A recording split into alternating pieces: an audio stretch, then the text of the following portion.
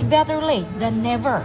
Naitantan man ti panagbasa da, nagmartsaan apwan ambisyon, arapaap ken namnama. 12 learners at elementarya tinagraduar, ken 232 junior high school completers tinakaawat ti certificate itinaangay nga ALS Closing Exercises 2025 para ti school year 2024 to 2025 iti Bangued West Elementary School.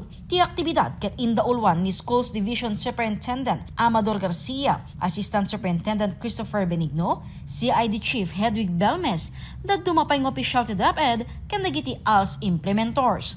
Numan adaan pa nagdudwa ken bain, nagari ti kalikagom ti 53 ti tawen na, ani Juliet ama ituloy ti panagbasa na. May sa isu na aman nalon, ken nagbalin akarit ken kuana ti panangbalanse ti panagbasa, panagtrabaho ken panagbalin nga ina. Kaya't kumo nga kolege mo. Kaya't kumo nga may pakita ti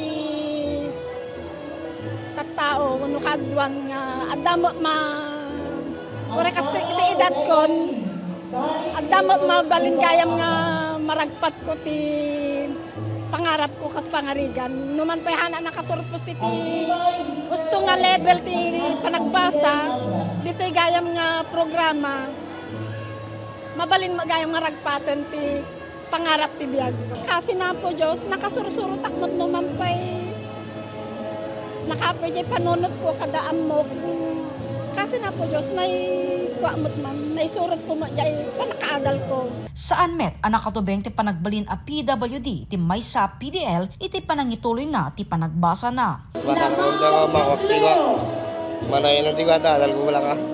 Ti Alternative Learning System wenno ALS ket maysa a programa ti DepEd amang ti alternatibo a wagas ti panagbasa dagiti out of school youth ken out of school adult a nabayagen a dropout amang ituloy ti panagbasa da iti elementarya ken senior high school. Dito graduation ket of course may isang pakakitaan nga they have successfully completed the requirements for the ALS program and they are now qualified to go to the next level.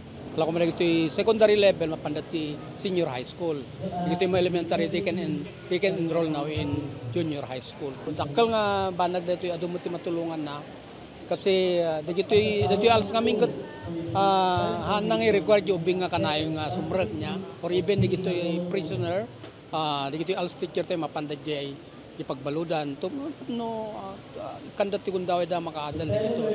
So I think this is a very good opportunity for all of them.